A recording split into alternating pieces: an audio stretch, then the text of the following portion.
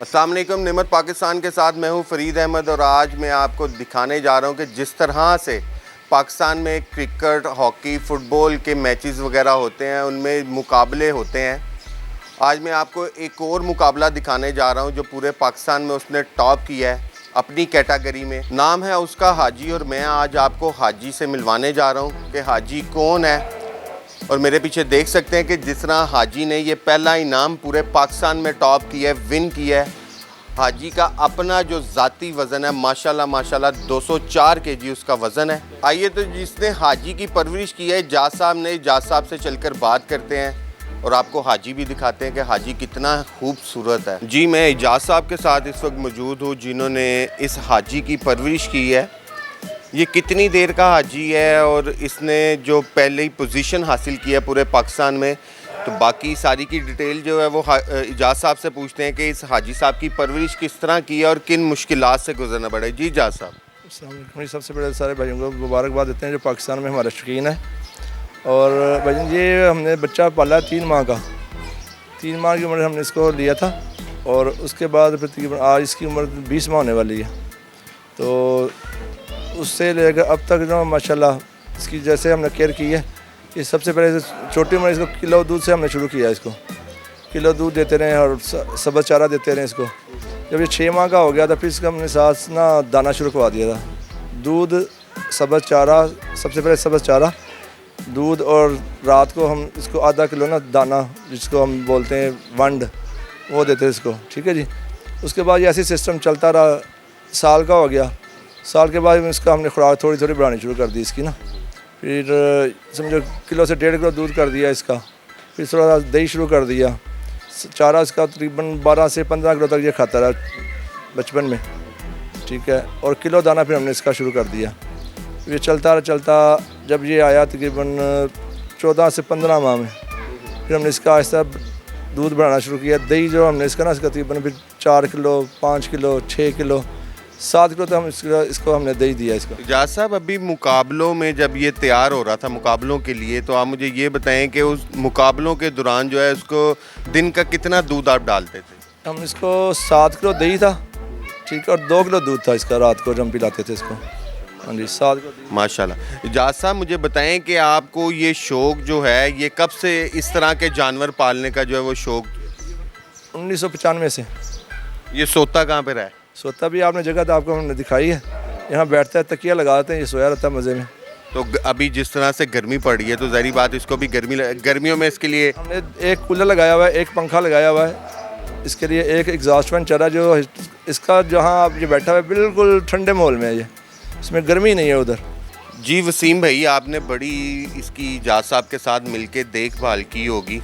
उम्मीद करता हूँ जिस तरह का खूबसूरत जानवर ये जो तैयार आपने किया है 20 माह में, तो जब अब कल अल्लाह की राह पे जब आपने इसको कुर्बान करना है तो क्या फीलिंग्स क्या होंगी उस वक्त आपकी? भजन ये तो हमने अपने समझ लें कि बहुत प्यार से और बहुत ही दिल की जो है ना साथ इसको पाला है। वो फीलिंग मैं आपको बता नहीं सकता जो हमारी कल होंगी, क्योंकि वो तो हम ही जानते हैं और ये अल्लाह ही जानता है, क्योंकि हमने इसके साथ बहुत मेहनत की है और हमारा इसके साथ बहुत लगाव है। तो कल हमारे साथ क्या होना है ये तो हमें कल अंदाज़ा होगा। तो वसीम भाई, जब अल्लाह पाक ने हुक्म दिया हज़रत इब्राहीम अलैहिस्सलाम को कि तुम्हें अपनी सबसे प्यारी चीज़ कौन सी लगती है उसको मेरी राह में कुर्बान कर दो, और जब हज़रत इब्राहीम अलैहिस्सलाम अपने बच्चों को लेकर उस कुर्बान करने वाली जगह पर लेके गए थे, तो जब छुरी चलाई तो आगे दुम्बा वहाँ पर था। तो देखें, ये तो सारे मामलात रब के थे, रब ने उनको आज़माना था, रब ने उनकी आजमाइश ली थी। तो आपने भी इसको उसी तरह से पाला, छोटा सा बच्चा लिया उसको उस तरह से पाला, और जब 20 माह का दुरानिया बड़ा दुरानिया होता है टाइम अगर देखा जाए तो आप लोगों पे क्या फीलिंग्स होंगी? हमारा तो ये अब घर का फ़र्द बन गया होगा ना। हमने जैसे इसको परवरिश की है ऐसे ही है जैसे हमारा ये घर का फ़र्द है। तो इसको अब कुर्बान करने के लिए जब हमने अल्लाह की राह पे कुर्बान करना है, हिम्मत तो अल्लाह ने देनी है, ये तो निज़ाम बना दिया अल्लाह ने, तो ऐसे ही जो चलना है। तो हमारे ऊपर जो बीतनी है वो हमें ही पता है क्या जो है ना होगा हमारे उस दिन। हम तो इसके सामने होंगे या नहीं होंगे कल ही पता चलेगा। सरफराज भाई, सबसे पहले तो मुझे ये बताएं कि मुझे पता लगा कि ये जब बच्चा लिया था छोटा सा, ये ज़िशान ने लिया था, तो ज़िशान ने बड़ा ही शौक़ से इसको लिया था और इसकी परवरिश के लिए उसने भाई से इजाज़त से बोला था कि मुझे छोटा सा एक बच्चा लेकर दें ताकि मैं उसकी परवरिश कर सकूं। जिस तरह के आप जानवर पालते हैं, मैं उस तरह का जानवर लेके मैं भी उसको पालूं और उसको बड़ा करूं। तो बस अल्लाह पाक का कुछ हुक्म ऐसा था कि उसके पास टाइम इतना नहीं रहा। वो आज से तकरीबन कोई 7-8 माह पहले उसकी वफ़ात हो गई। तो उसके बाद का जो सारा पीरियड गुजरा आपके साथ, इसको हाजी को लेकर और अपने भाई को लेकर, तो फिर उसकी बात को पूरा करने के लिए आप इसको लेकर, हाजी को लेकर, घर वालों को लेकर और अपने छोटे भाई को लेकर किस तरह आगे चले? ये भाईजान उस्ताद इजाज़ साहब ने बहुत मेहनत की है हमारे लिए। तो उस टाइम दुख का बहुत टाइम था कि हमें कुछ समझ नहीं आ रही थी कि हम क्या करें क्या ना करें, क्योंकि वो भी हमारे हाथों का बच्चा था। फिर उसने ये बच्चा लेके आया, फिर इसकी भी देखभाल करनी है। हमें उसकी सूरत में ये बच्चा मिला है कि उसका शौक़ हम आगे पालने के लिए इस पे पूरी मेहनत की है।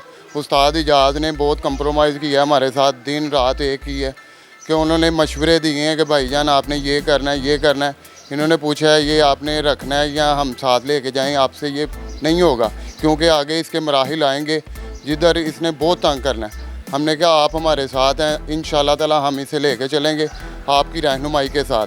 तो ये हमारे समझ लें घर का बच्चा है। ये शादी के बाद इससे बच्चों तरह का प्यार हुआ है और दिन रात इस पे मेहनत हुई है। रात को जाग रहे हैं, दिन को जाग रहे हैं कि जैसे बच्चे होते हैं वैसे इसकी देखभाल हुई है कि अगर ये गीला है, पेशाब किया है इसने, तो उधर साफ़ करके इसे बिठाया है कि इसे किसी किस्म की कोई तकलीफ़ ना हो।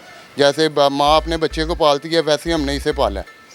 तो देखिए, मैं एक बात करना चाहूँगा कि जिस तरह आपने कहा कि छोटे भाई की डेथ होगी, तब ये भी छोटा था, फिर उसकी जगह फिर इसकी परवरिश को उस तरह किया, छोटा भाई चला गया, अल्लाह का हुक्म था, ठीक है। और मौत बरहक है, जाना सब ने है, वो चला गया। और जब कल इसकी कुर्बानी आपने करनी है तो फिर वो छोटे भाई वाली हर चीज़, हर स्टोरी, हर सीन, वो तो भाईजान वो रिवाइवल होगा ना फिर दोबारा कि एक तो आगे का हम भुला नहीं, आगे फिर ये कुर्बानी, ये तो अल्लाह का हुक्म है, ये तो हुक्म रब्बी है, ये तो इसे पूरा करना ही है। ये तो अल्लाह पाक ने हमें जो भी है तौफीक दी है कि हम इस काबिल हुए हैं, लेकिन अल्लाह पाक की करम नवाजी है कि अल्लाह पाक ने हमसे ये काम लिया है। लेकिन ये हमारे घर में बच्चों की तरह पला है। ये आप फीलिंग समझ सकते हैं कि बच्चा जब छोटा होता है उसे बड़ा करना है। तो फिर जब हमारा भाई फोत हुआ, उसकी डेथ हुई, उसके बाद तो हमें बहुत तकलीफ़ थी, हमारा जैसे जिगर का टुकड़ा। इधर ये भी हाल है कि जब ये होना है तो समझ लें कि पूरा घर उस दिन सोग वाला समा होगा।